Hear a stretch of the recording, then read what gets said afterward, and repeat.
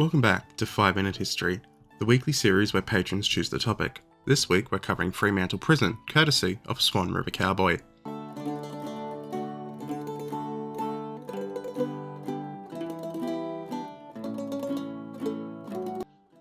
Fremantle Prison, located in of all places, shockingly, Fremantle, in of all places, shockingly Western Australia, stands as one of the most significant and best preserved examples of convict-built architecture in the whole continent. Constructed between 1851 and 59 by convicts transported from Britain, it served as a maximum security prison for nearly 140 years, closing its doors in 1991. That's right, this prison lasted longer than the USSR. Today, it's a UNESCO World Heritage Site, and an amazing reminder of Australia's colonial and penal history. The origins of Fremantle Prison date back to the early years of the Swan River Colony. Initially established as a free settlement in 1829, the colony soon faced a severe labour shortage, and in 1850 Britain agreed to send convicts to Western Australia to help develop its infrastructure. Now, if you're interested in convict transportation as a whole and the system as a whole, I actually did a video about it on the second channel, Lesser of Two Evils, link in the pinned comment, so it'll give you an idea on transportation and, why convicts were important. But labour was a big part. Perth, as it would come to be known, would actually be the place where convict transportation held out the longest, continuing for decades after the final ships made their way to the east coast. Built primarily from locally quarried limestone, Freo prison was designed to embody the harsh discipline and control associated with the British penal system, with massive stone walls, very austere cells, and a very imposing gatehouse reflecting isolation and the power of the colonial authority.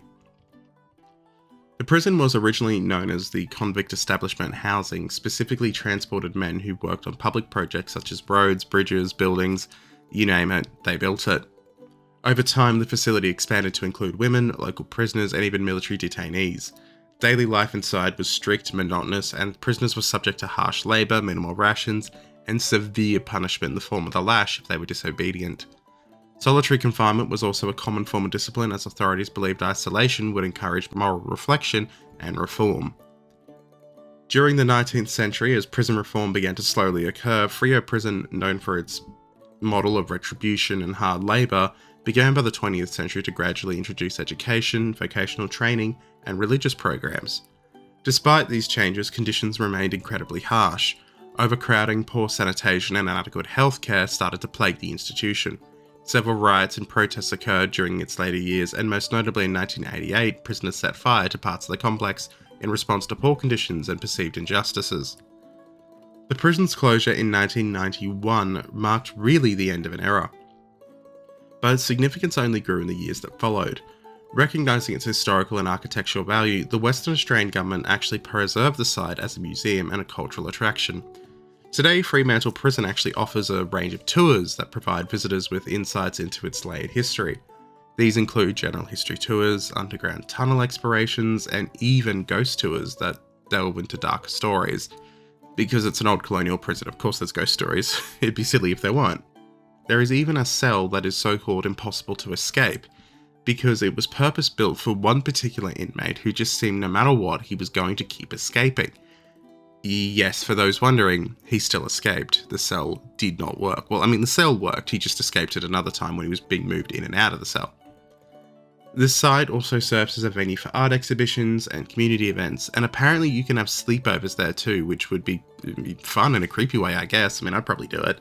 Allegedly, these kind of sleepovers, from first-hand accounts, come from people who are like school groups, scouts, school camps, that kind of stuff. In 2010, Fremantle Prison was inscribed on the UNESCO World Heritage List as part of the Australian Convict Sites, a group of 11 locations representing the global significance of the convict era.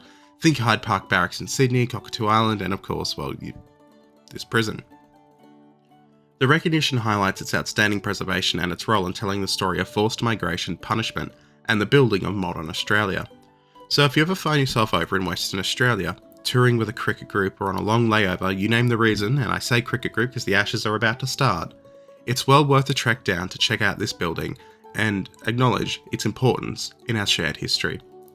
Thanks for joining me on another episode of 5 Minute History, and thank you again to my patrons, and in particular Swan River Cowboy, for picking this topic and all of your continued support. I'll catch you all next week with, I believe it's a video on the Honda Point disaster.